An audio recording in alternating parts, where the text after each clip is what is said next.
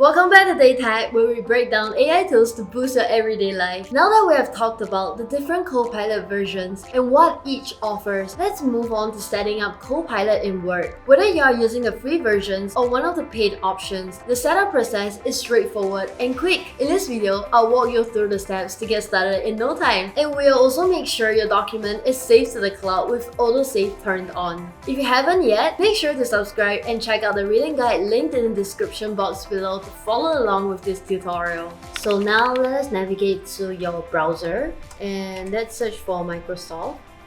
Once you find Microsoft, try to log into your account. To check if you're already logged in, you can click the profile icon here to see if you're logged in using the correct email. So for those of you who are new to Microsoft, it has the 1 month free trial for all of the Microsoft apps as well as Copilot. So if you just want to try it out, you can try 1 month for free. So do check it out. Let's make sure you are subscribed to the correct Microsoft plan. If you're using Copilot free, you don't need any additional subscription. But if you're using Copilot Pro or Copilot for Microsoft 365, ensure your subscription is active and linked to your Microsoft account. You can check this by going into your Microsoft account. Under the Services and Subscription tab, you'll be able to see a list of options for the subscription that you can choose from. Currently, I'm on a Microsoft 365 family plan, which is around $148 per year. But if you don't want to pay so much, of course you can try out the plan for free for a month first to see if you like to continue for the next year.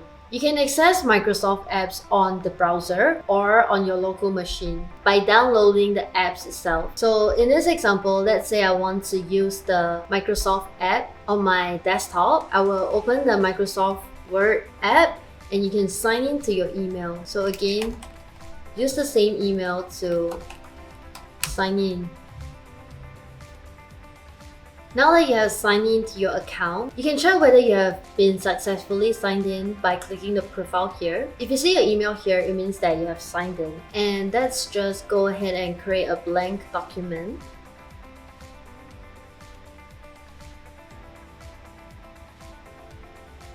Now that you are in this Word page, you want to make sure that you update your Office apps to the latest version. Copilot is only available in the most recent releases. Head over to Word, about Microsoft Word, and tap More Info. You want to refresh your license here. Once you click Sign In again, you want to sign into your account to make sure that your latest license is refreshed. This step is especially important if you just subscribe to the Copilot and this Copilot button is not showing on your screen. Then you want to refresh your license to make sure that the Copilot appears on your dock.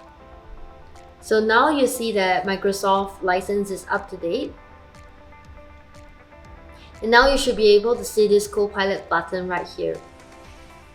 This ensures you have access to the full suite of Copilot features. You will see the Copilot icon in the toolbar on the right hand side. If you're using Copilot Pro or Microsoft 365, it will also appear in Excel, PowerPoint, and Teams. So click on the Copilot icon and you're ready to start using it. You can interact with Copilot by asking it to generate content, make suggestions, or summarize your document.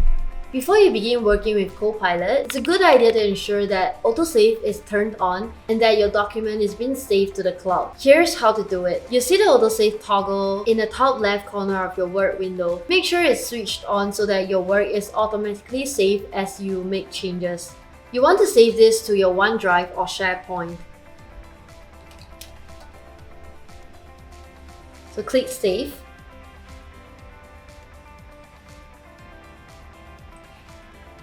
And now you see that history of the files will be automatically saved on the cloud. So go ahead and click, got it? This will save your document to the cloud, ensuring your work is backed up and accessible from anywhere. If you want to save the file to your local device, you can also go ahead to click File, Save a Copy. And here you can choose exactly where you want to save your documents to.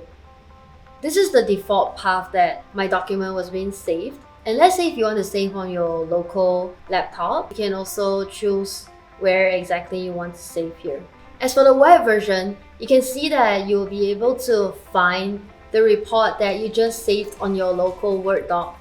So let's go ahead and open it. This is the same exact document that you just created. To check if it's automatically saved to OneDrive, make sure that you see this green tick here. Okay, now let's test it out. Type a short paragraph or sentence in Word. You can highlight it and then click this Copilot icon. For example, in this case, you can ask what is Copilot. Click this Generate button and watch how Copilot refines the content instantly, giving you suggestions to enhance your writing. So this is the template generated by Copilot. And now you are sure that Copilot is working successfully on your Microsoft Word. To recap, here are the steps to get Copilot up and running. First, check your subscription and make sure you are on the correct Microsoft 365 plan. Second, update your Office apps to ensure you are using the latest version. Third, access Copilot through the toolbar in Word, Excel, or other Microsoft apps. Fourth, enable AutoSave and ensure your documents are saved to OneDrive or SharePoint for cloud backup. Last but not least, test Copilot's features by generating content or editing a paragraph. Once everything is set up, Copilot will be your go-to assistant for writing, editing, and document management. And that's everything you need to know to get started with Microsoft Copilot. We've covered how to set it up in Word, including enabling AutoSave and saving to the cloud. In the next chapter, we'll dive into how Copilot can help you draft documents quickly and efficiently. So if you haven't already, hit that subscribe button and I'll see you in the next section.